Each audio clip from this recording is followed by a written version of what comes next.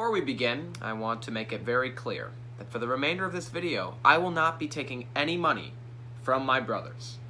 Not that that will be in any way relevant to what we're talking about today, but I just wanted to make it clear, get it out of the way before we begin.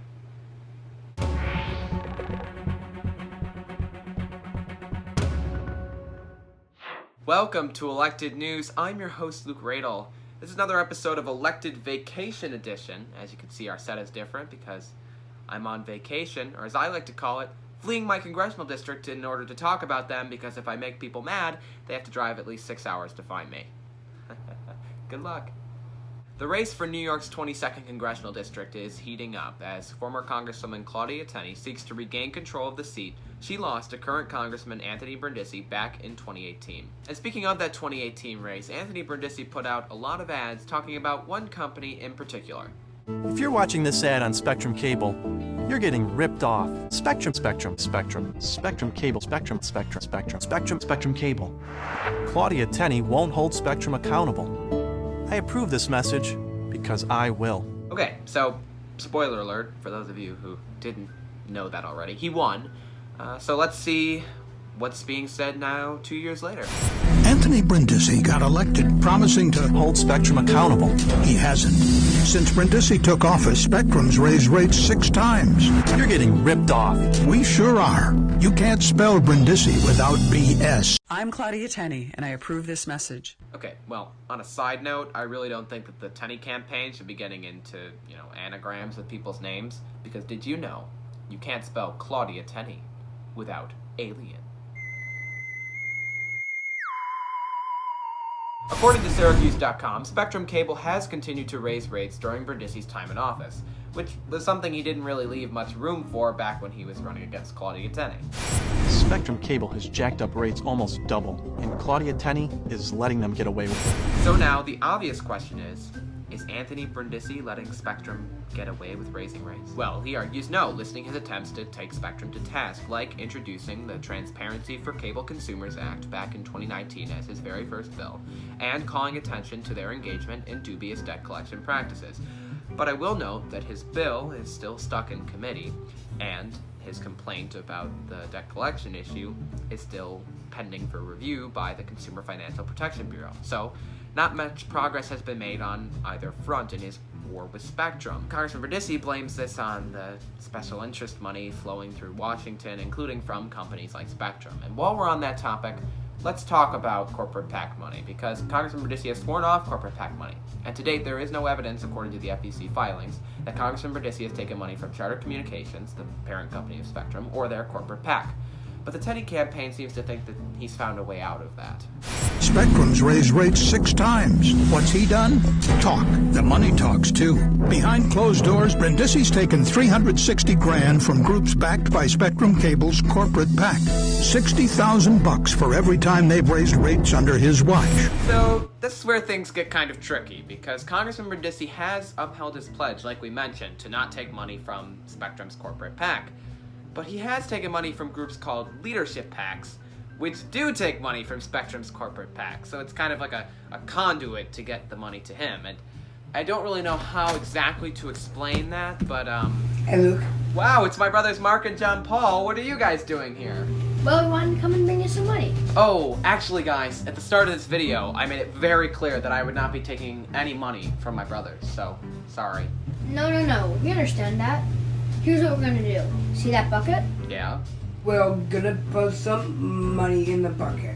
Okay, why are you telling me that?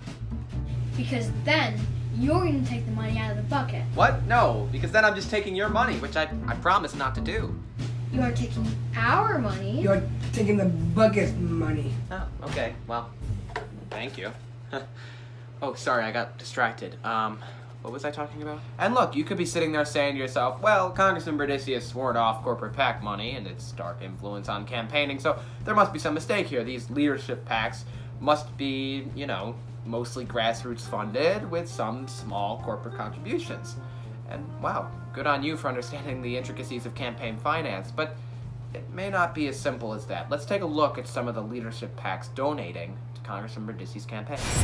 According to the FEC, one leadership PAC called Impact gave Brindisi for Congress $5,000 in June and another $10,000 back in 2017. Now you might be saying, all right, but I'm sure Impact is fighting for the little guy. Let's see all the everyday Americans donating to them. $5,000 from T-Mobile. Okay, $5,000 from Microsoft. $2,500 from GE, $5,000 from Google. Okay, yeah, they've received donations in the thousands from all of these companies, including $21,000 from Charter Communications, which owns Spectrum. All right, let's try another one. How about HECPAC?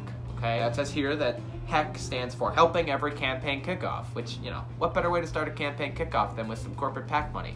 I mean, not corporate PAC money. It's not corporate PAC money. Okay, I see donations from Home Depot, Amazon, and, okay, Charter Communications. Yeah, $5,000 here from Spectrum, okay? And then HEC gave a total of $5,000 to Brindisi. Okay, yeah, okay. That's pretty direct, but I'm sure that most, of these leadership PACs are not giving that much money to Brindisi. Okay, let's see, the New Democrat Coalition, they received $30,000 from Spectrum, which is a lot of money, I gotta say, but they're not giving that much of that money to Brindisi for Congress, all right? $21,500. Okay, so yeah, it's a little weird that Brindisi for Congress is taking all this money from leadership PACs, which are basically just giant pots of money for all the corporations to dump their funds into. And we've invited Congressman Brindisi on the show to talk about that, and whenever he does come on, we'll ask him some tough questions about that. Here's the thing, the Tenney campaign is making the argument through this commercial that Anthony Brindisi is not holding Spectrum accountable because he is receiving money from them indirectly, which is a valid argument to make if they weren't doing the exact same thing. Because not only has the Tenney campaign taken thousands of dollars from the leadership PACs that are similar to the ones we've mentioned, she's also taken money directly from Spectrum to the tune of $15,000 in 2018. In the aftermath of this Tenney commercial, Brindisi has criticized her on the hypocrisy, but the attacks don't land as well as they did the last time around, knowing now that this money is still flowing into his campaign despite his promises.